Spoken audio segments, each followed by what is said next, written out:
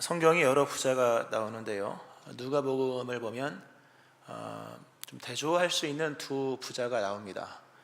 물론 둘 다 예수님의 그 예화 속에 나온 부자입니다만, 한 부자는 그 생산력으로 그의 부유함이 설명이 됩니다. 생산력.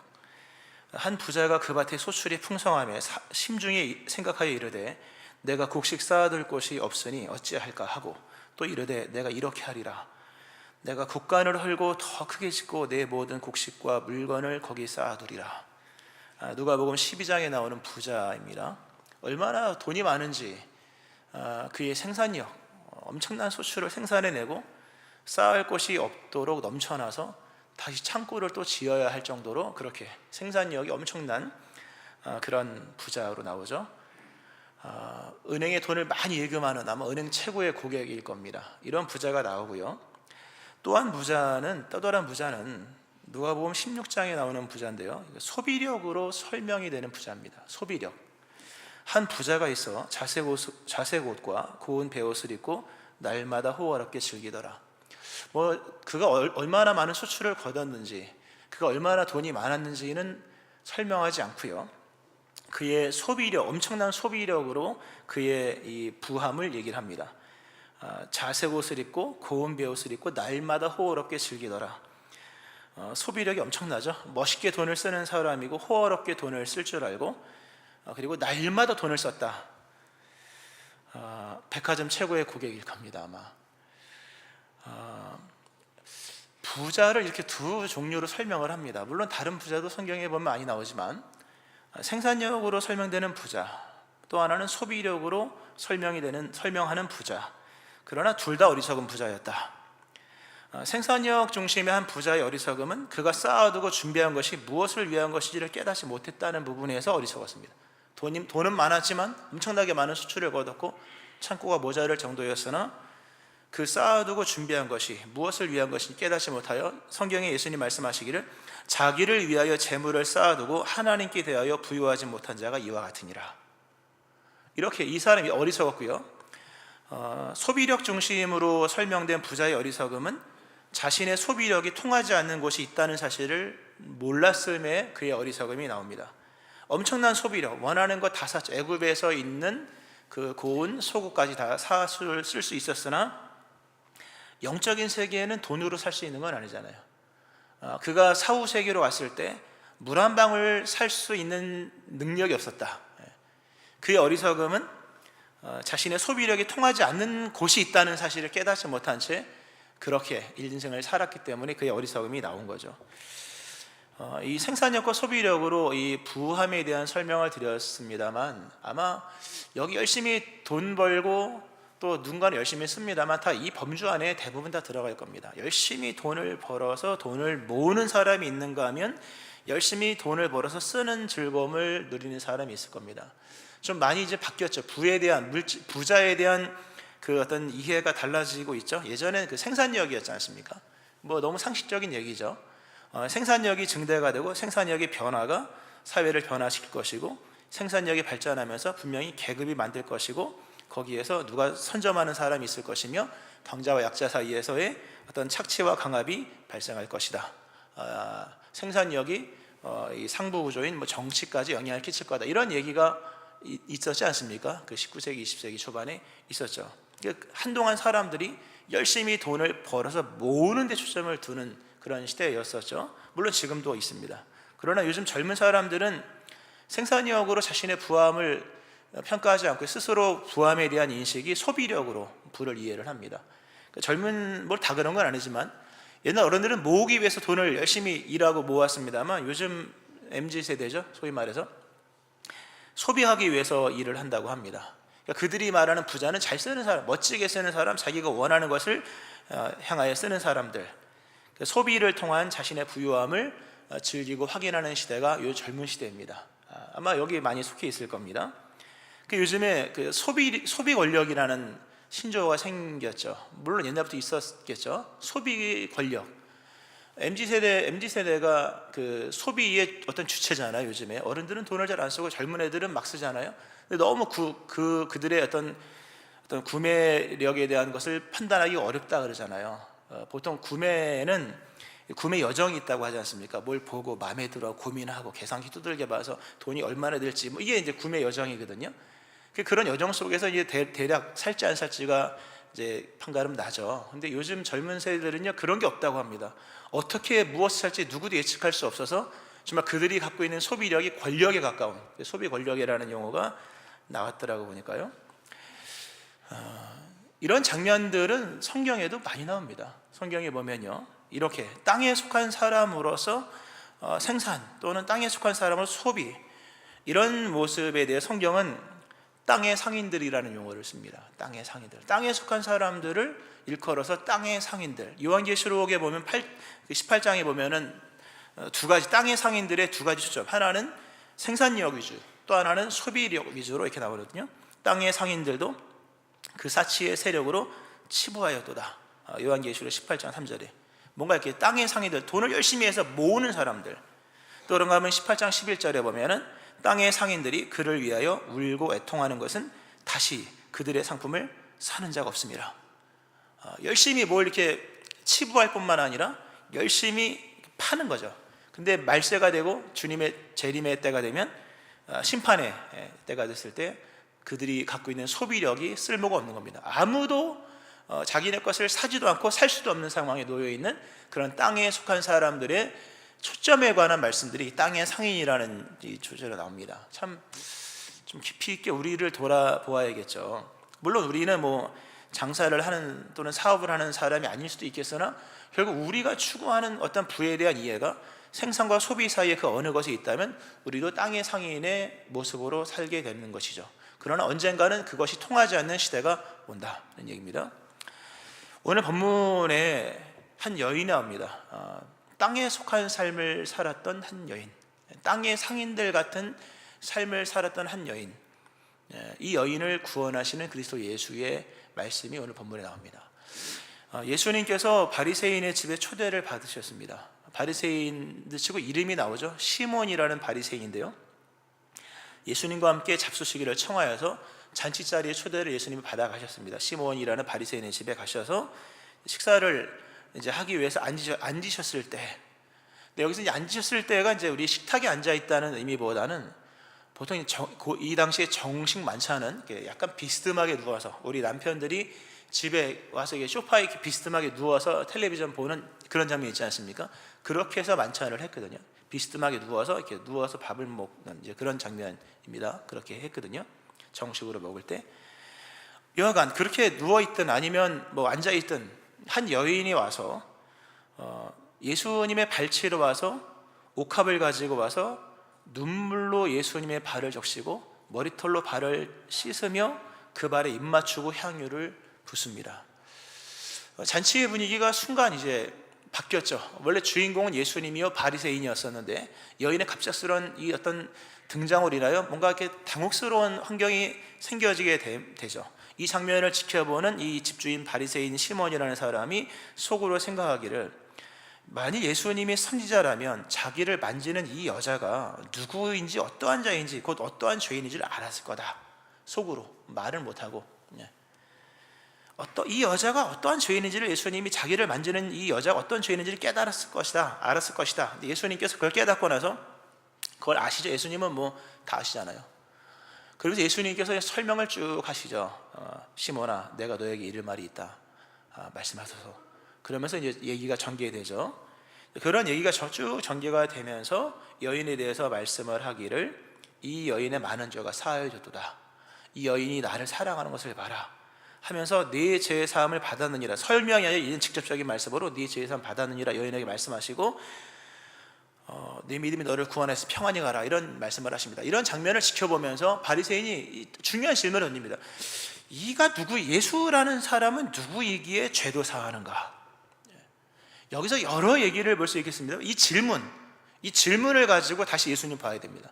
예수님은 누구시냐? 누구이기에 죄도 사하는 것인가? 이 질문을 가지고 예수님을 보아야 할 것이고, 예수님의 죄사함, 물론 죄사함이라고 하는 것은 우리가 쉽게 이해할 수 있는 거잖아요. 근데 이 죄사함이라는 이 단어가 본문과 이렇게 버무려져서 이해를 해야 되는 것이지 않습니까?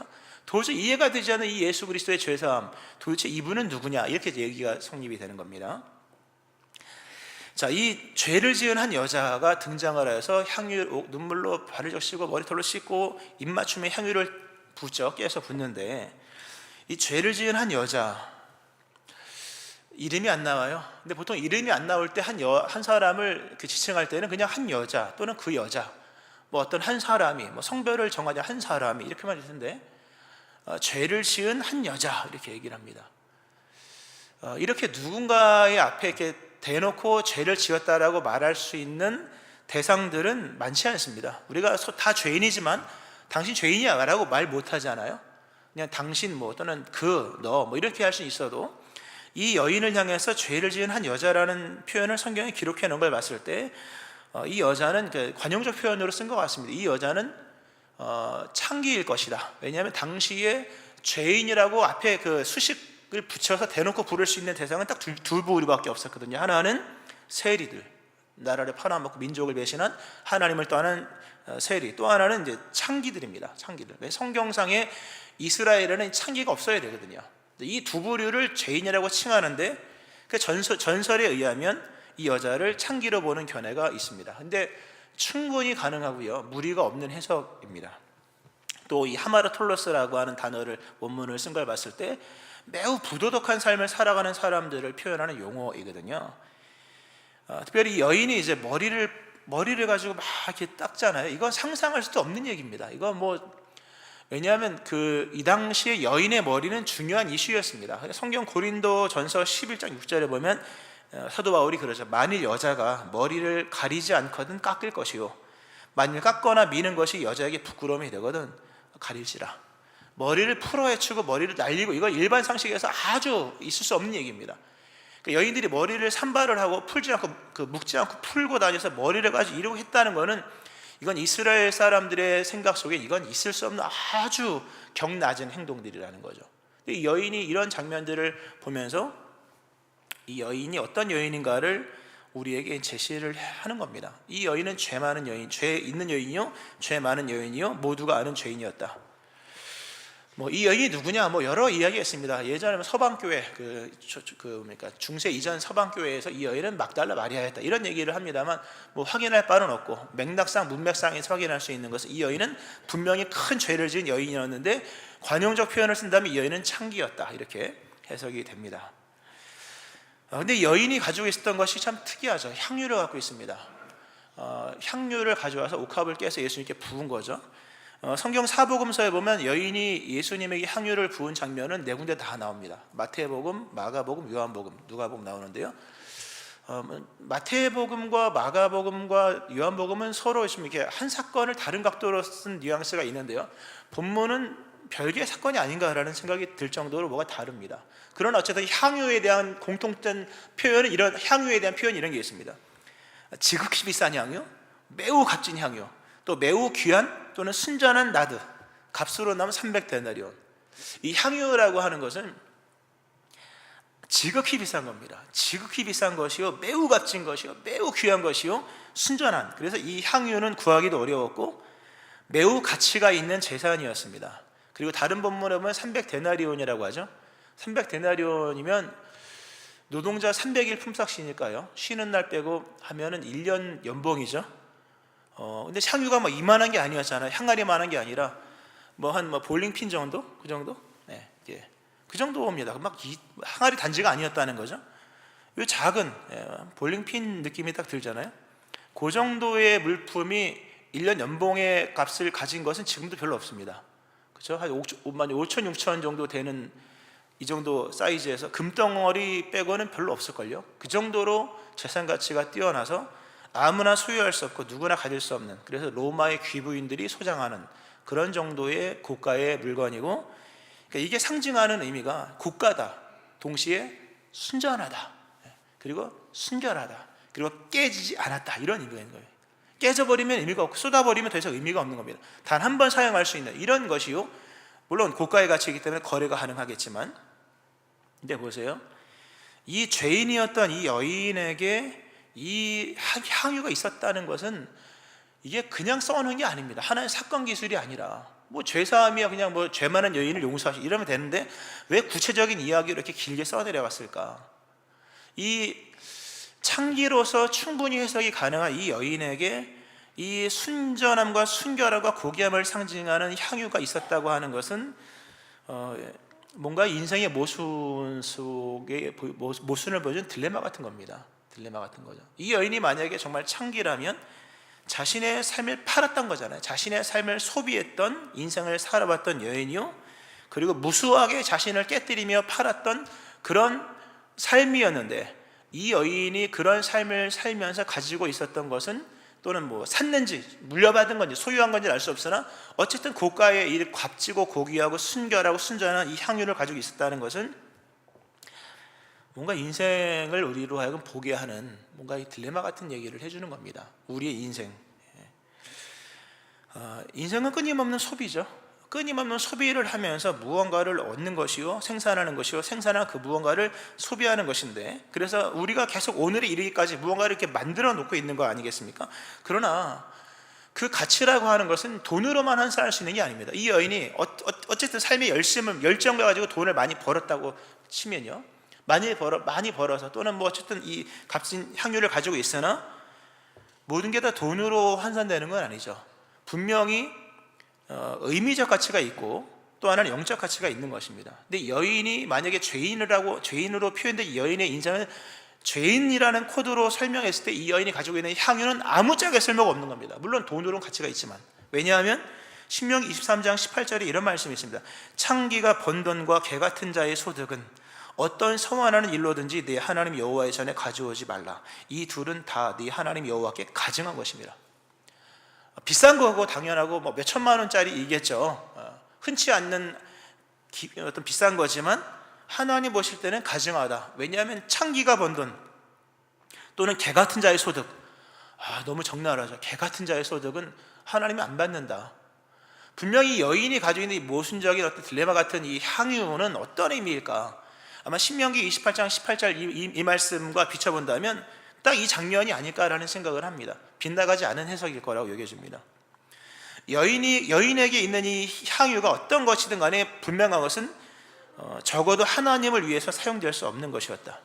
그리고 보통 이 향유는 결혼지참금으로 많이 쓰거든요. 근데 여인의 향유를 누가 받겠습니까? 물론 돈으로 되니까 돈으로 거래되는 세계 속에서는 가능할 수 있을지 모르지만 결국 의미가 담겨 있는 거, 상징성이 있는 거잖아요.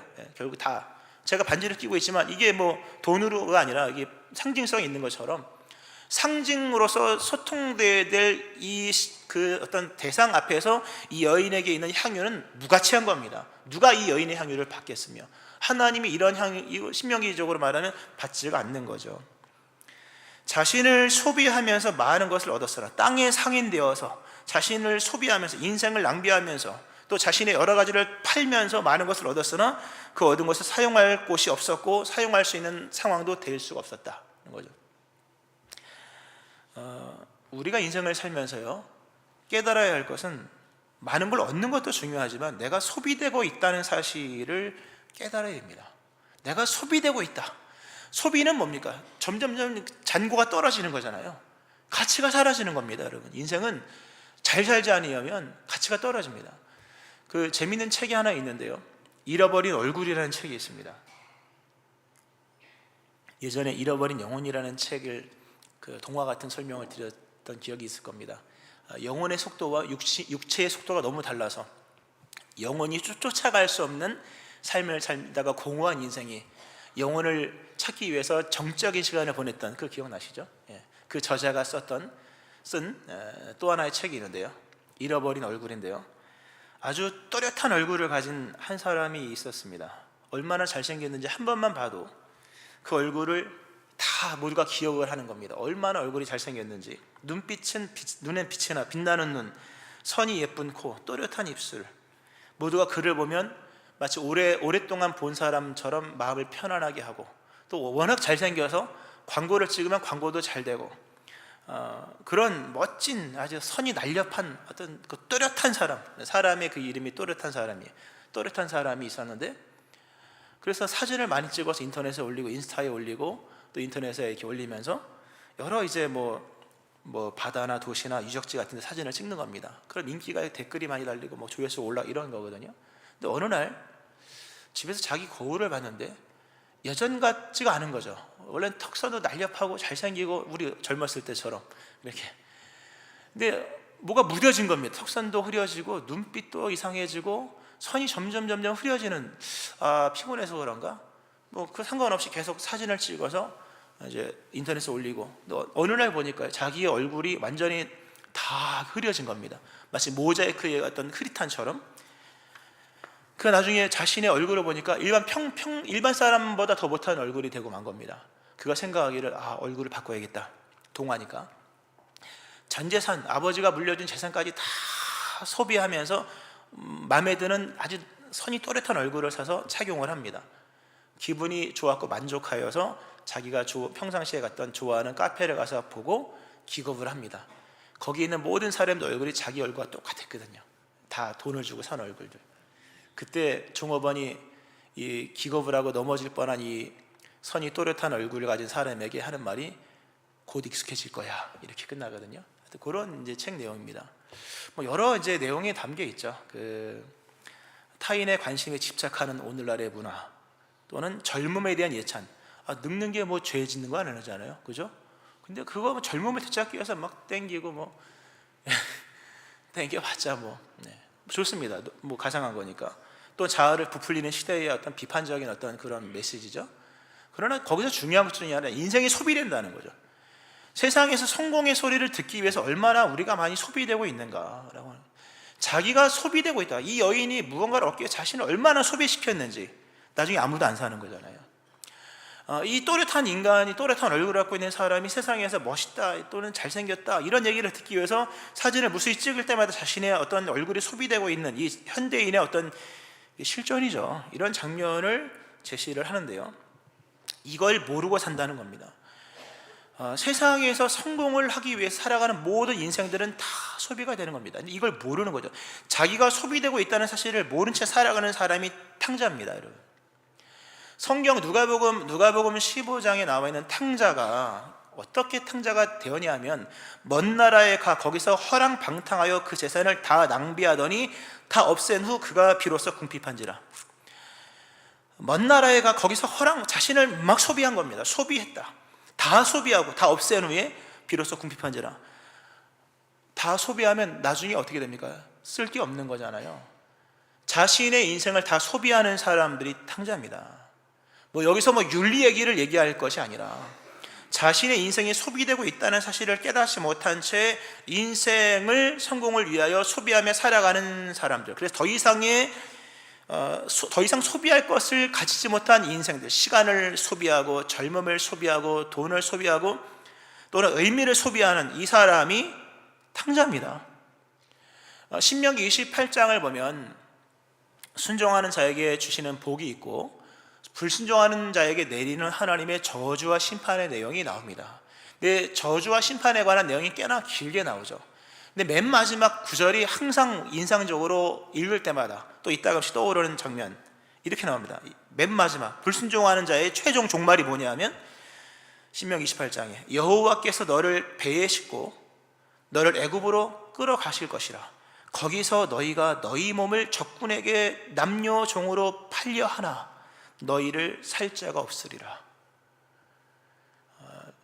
하나님께 불순종한 사람의 최종적인 종말이 뭐냐 할 때, 거기서 너희가 너희 몸을 적군에게 남녀 종으로 팔려고 하지만 너희를 살 자가 없으리라. 가치가 없는 존재가 되어서 더 이상 너희 자신을 소비할 수 없게 되는 상태가 이를 것이다. 이게 하나님 앞에 불순종하는 죄인의 종말입니다. 하나님을 떠난 인간의 종말이 뭐냐 할 때, 더 이상 너희를 살 자가 없을 거야. 더 이상 가치가 없을 거야. 얼마나 이게 다른 개념입니까? 우리가 생각하는 불순종으로 인하여 뭐 사건 사고 그런 얘기가 아닙니다. 인생의 가치가 완전히 소비되어서 아무도 우리를 사지 않는다. 누구도 사지 않는다. 이 여인처럼. 이 여인을 누가 사겠습니까? 이 여인의 향유를 누가 받겠습니까? 아무도 받지 않는 거죠. 이 여인의 행동이 무슨 의미가 있겠냐라고 하는 거죠. 그런데 감사한 것은 예수님이 이 여인의 행동을 인정하셨다는 겁니다. 이 여인이 예수님께 와서 향유를 붓죠. 아무 의미 없습니다. 인생을 이렇게 헛된 데 허비하고 그 딜레마 같은 향유를 가지고 있으나 그 향유가 값은 있겠으나 그 의미와 영적 가치는 아무런 의미가 없는 겁니다. 예수님이 이 여인의 모든 행동을 사랑이라고 칭하시잖아요. 아주 위대한 말씀입니다. 이 여인의 행동을 사랑이라 칭하십니다. 실상 사랑이라는 용어는 예수님의 속성이죠. 함부로 쓸 수 있는 게 아닙니다. 우리가 뭐 서로 사랑합니다라고 말하지만 이 사랑이라는 용어는 함부로 쓸 수 있는 게 아니거든요. 뭐 여러분 사랑합니다. 잘 안 씁니다. 개인적으로 막 쓸 수 있는 게 아니에요. 특별히 본문 속에 원문의 이 사랑은 이 아가페를 말합니다. 그리고 동사적 표현을 쓰잖아요. 아가파오. 사랑이라는 게 말은 쉬워도 하긴 어려운 거잖아요. 근데 여인의 행동을 사랑함, 동사적 표현을 씁니다. 형용사 표현도 쓰고요. 여인이 사랑했다 실제로. 근데 아가페라는 순전한 온전한 하나님의 사랑을 표현할 때만 감히 쓸 수 있는 아가페의 사랑을 이 여인이 행하는 이 행동에다 예수님이 써주셨다는 거죠. 단순히 순종이나 헌신이 아니라 예수님은 여인의 이 모든 것들을 사랑으로 칭하셨습니다.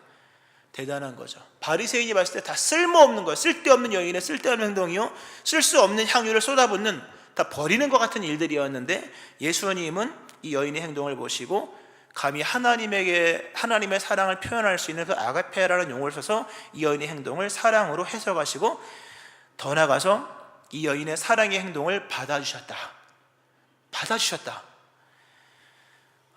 우리 하나님이 우리를 사랑하는 사랑도 위대하죠. 근데 진짜 위대한 게 뭐냐 하면요, 우리의 사랑을 받아주셨다는 겁니다. 내가 누군가를 사랑하는 건 자유죠. 짝사랑은 자유입니다. 그러나 그가 내 사랑을 받을지 말지는 그분이 결정하는 거잖아요. 하나님 우리를 사랑하는 것 대단한 거죠. 근데 우리의 사랑을 받으시고 나의 사랑이 되어주셨다. 나의 주가 되어주셨고 나의 구원자가 되어주셨고 나의 사랑을 받으실 사랑의 대상이 되어주셨다고 하는 것은 대단한 말씀입니다. 윤리적으로 본다면 이 여인은 사랑받을 자격이 없는 여인입니다. 누군가를 사랑받을 자격도 없고 사랑할 자격도 없는 여인입니다. 왜냐하면 이 여인은 사랑을 다 써버렸거든요. 이 여인이 만약에 관용적 표현으로 만약에 죄인이라는 그 창기라고 한다면 잠언 7장 18절을 보면 이런 말씀이 나옵니다. 한 음녀가 한 남자를 유혹하기 위해서, 호리기 위해서 쓰는 말이 나오죠. 이렇게 나옵니다. 오라 우리가 아침까지 흡족하게 서로 사랑함으로 희락하자. 오라 우리가 아침까지 흡족하게 서로 사랑함으로 희락하자. 음녀가 모든 남성에게 사랑한다고 말을 하는 거거든요. 사랑이라는 말을 남발하면요 나중에 사랑을 못합니다. 여러분, 아무나 붙들고 사랑한다 그러다가 진짜 사랑의 대상을 만나면 사랑을 못하게 되는 겁니다. 이 여인은 죄인이었던 이 여인이 만약에 잠언 7장 18절에 나오는 삶을 살았다면 모든 남성에게 사랑해 이러고 살았을 겁니다. 그러므로 더 이상 사랑할 수 있는 기회가 없는 겁니다. 모든 건 가치가 있는 것이요, 가치는 써버리면 없는 겁니다. 사랑을 남발하면 사랑을 못합니다. 여러분, 함부로 누구를 물론 모두를 사랑하는 거야 가능하지만 대상 있는 사랑은 언제나 신중해야 되는 것이죠. 이 여인은 더 이상 순전함을 간직한 사랑이 아니었기에 남용된 인생과 남용된 사랑으로 말미암아 누구를 사랑할 수 있는 사람이 아니었고 그 사랑을 받아줄 사람도 아무도 없었다. 근데 예수님이 이 여인의 향유를 받으시고 이 여인의 사랑을 받으시고 이 여인의 행동을 사랑으로 인정하셨다는 거죠. 보니까 사랑을 받으셨다는 얘기죠. 이 여인의 행동을 사랑으로 받아들이셨다는 얘기입니다. 참 귀한 말씀이죠. 하나님께서 우리의 사랑을 받으셨다. 나를 사랑하실 뿐만 아니라 나의 사랑을 받으셨다. 우리가 어떤 사람이었습니까? 땅의 상인이었잖아요.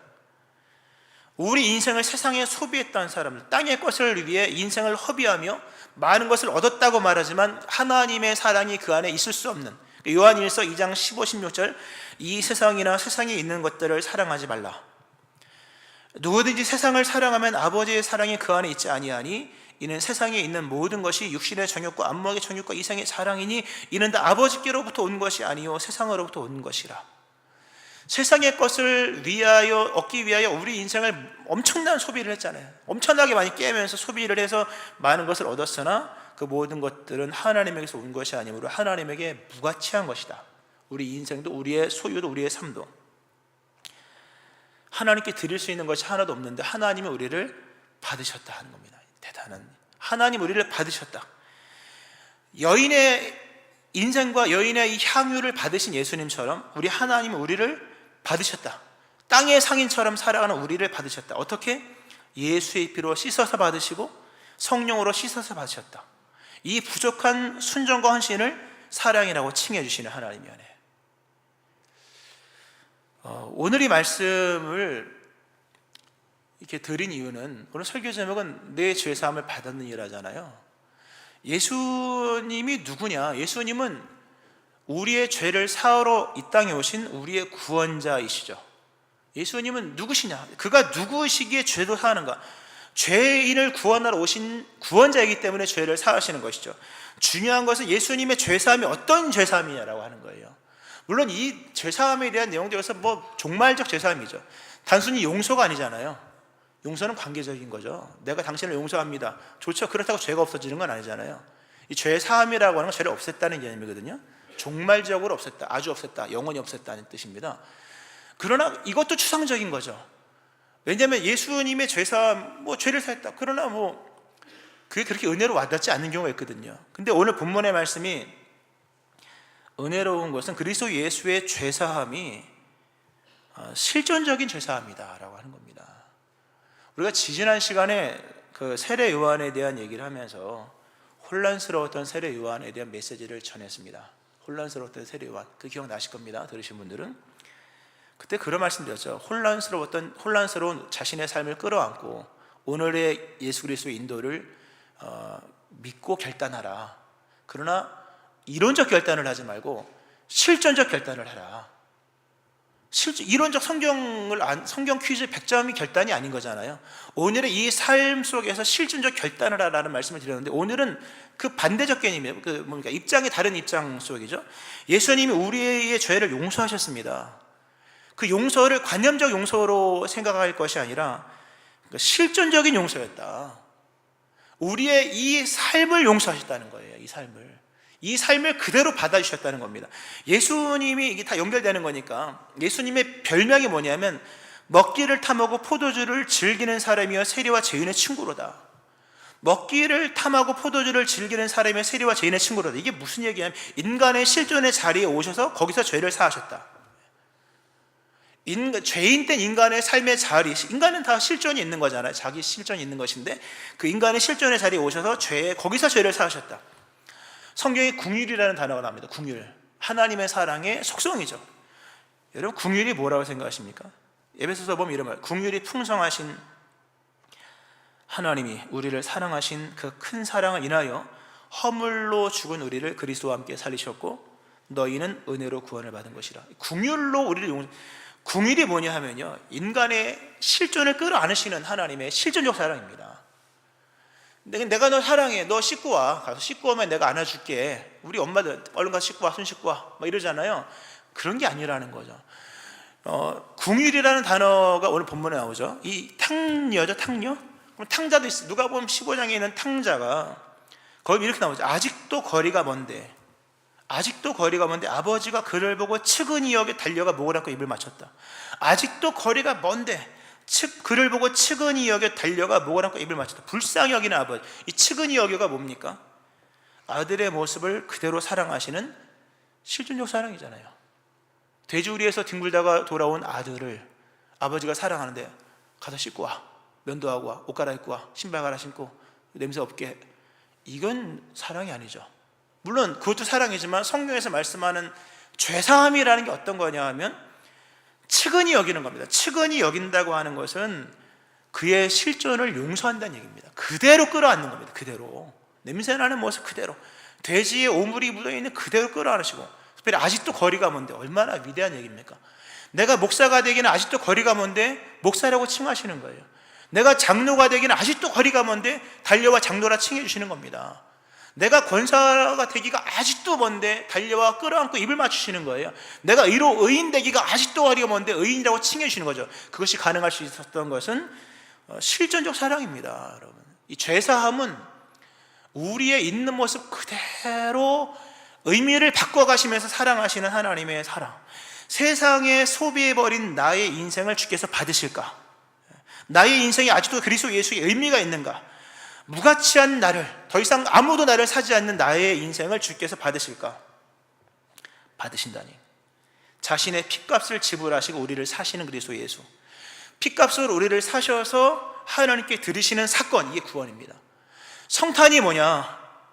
성탄은 인간의 죄를 사하시기 위하여 인간의 삶의 자리에 오신 그리스도 예수의 실존적인 사랑이다.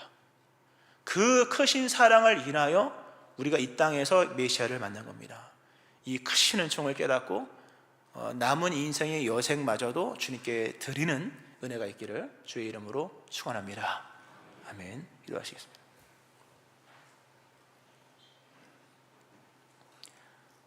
그가 누구시기에 죄도 사하는가? 예수님은 우리의 죄를 사하시기 위해 이 땅에 오셨고, 그 죄사함의 은총이 성경에 나와 있는 이론이 아니라 우리의 삶의 현실의 모습 속에서 우리를 끌어안으시는 긍휼의 사랑이요, 우리 인간의 실존을 그대로 품으시는 실존적인 사랑인 것을 봅니다.